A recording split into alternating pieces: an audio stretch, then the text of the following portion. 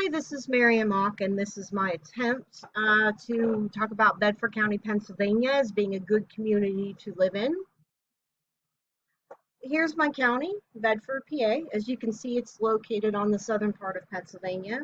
It borders Allegheny County, Maryland, and is separated by the Mason-Dixon line.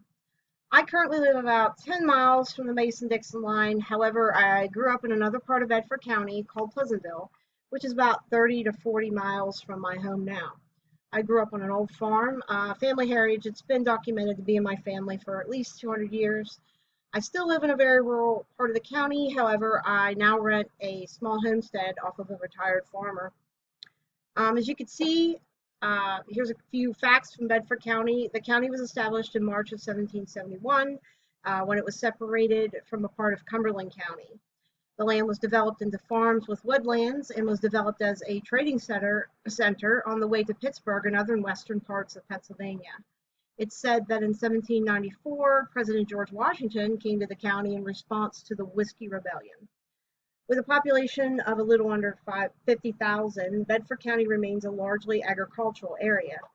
In addition, the average precipitation is approximately 36 inches annually, and the climate ranges from mild to severe, depending on the season.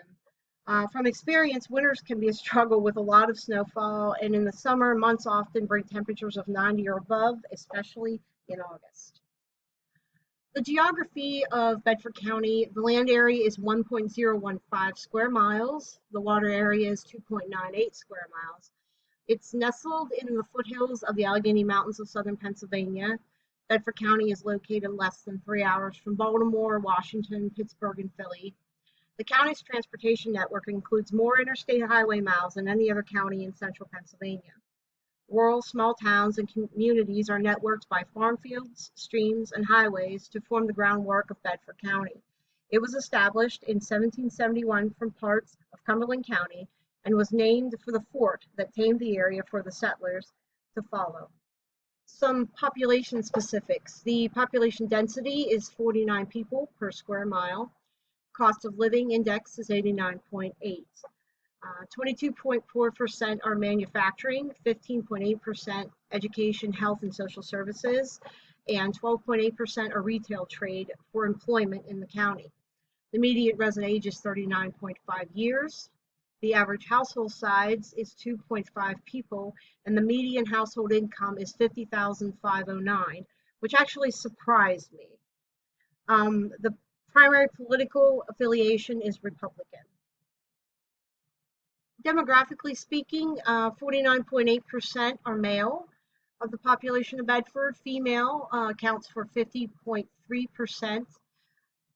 Most of the population are white, non-Hispanic. So 0.2% are Native American, 0.4% Asian, 0.7% are Black or African American.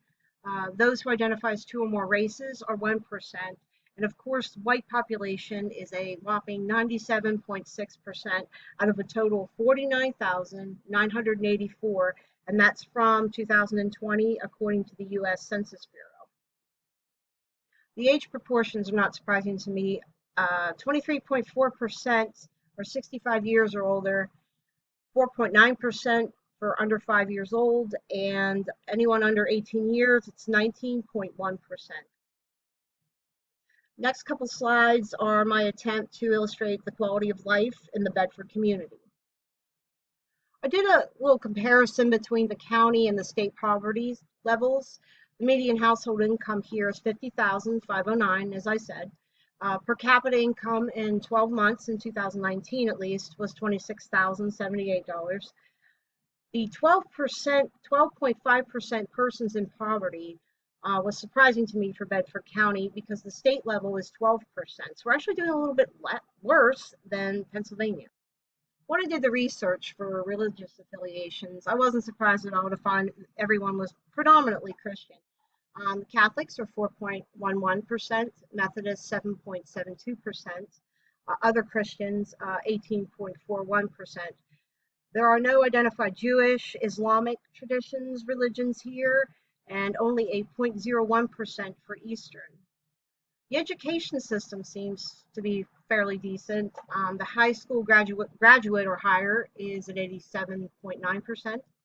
Those with a bachelor's degree or higher is 14.7%. We've got 6 school districts, 14 private schools, and 1 community college serving the entire area of Bedford County. I thought these statistics were kind of interesting. You have a 1 in 446 chance in Bedford County alone to be a victim of a violent crime, which is slightly better than a 1 in 326 chance in the state of Pennsylvania as a whole. As of last year, there were 6 violent crimes, 22 property, with a total of 28. The crime ratio per 1,000 residents is 2.24, 8.22 for property, for a total of 10.46 out of a total population of crimes reported of 2,677. It was reported for 0 murders last year, 2 rapes, 1 robbery, and 3 assaults. I included a little video here, it's pretty short, just to illustrate a little bit about the business and economic development here in the county. I'm not sure if you'll be able to hear it correctly just from this presentation, so if you're looking to the one I post in week 3, you'll definitely be able to click on the link and hear that a lot better.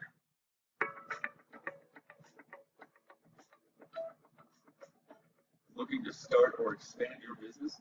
Check out Bedford County, Pennsylvania, located halfway between Philadelphia and Pittsburgh.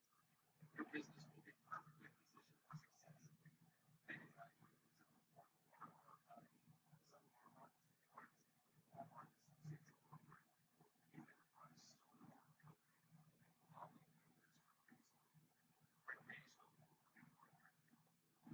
Omni Bedford Corporation, and MDL Manufacturing. While our industry is thriving, there's plenty of opportunity for growth in our area. Choose from available business parks outfitted with electrical and water infrastructure. Several key transportation projects are currently in the works to maintain and improve our transportation system throughout the southern Allegheny. The Bedford County Chamber of Commerce has accelerated what they do better. Among 20 members take advantage of the Chamber's lowest benefits, a marketing insight, and networking capacity. Bedford County. Join our business community.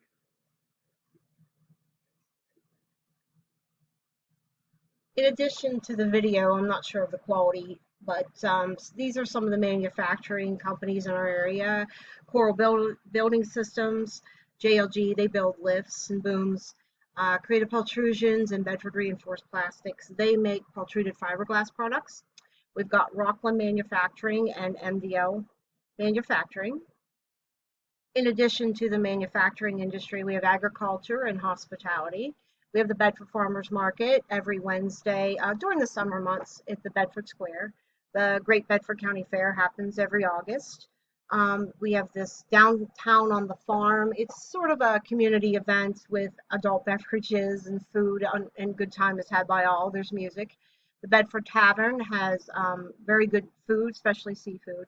And of course, the Bedford Springs, which brings in a lot of revenue for the county.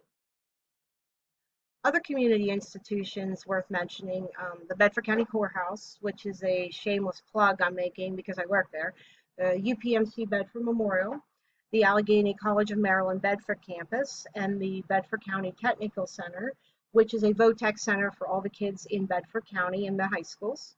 A little example of the heritage and history, we have the Coverlet Museum, that's the top right with the the top left with the cannon. We have the Mock Church Cemetery, no relation, in front of us with the old log cabin. Fort Bedford, the Pioneer Historical Library, and to the bottom left there we have the Grandview Hotel, which is no longer there, but the location still attracts many, many visitors. And here is your just basic map of Bedford County, Pennsylvania. I included 2 pictures there at the Allegheny County, Bedford County line, Pennsylvania, Maryland borders.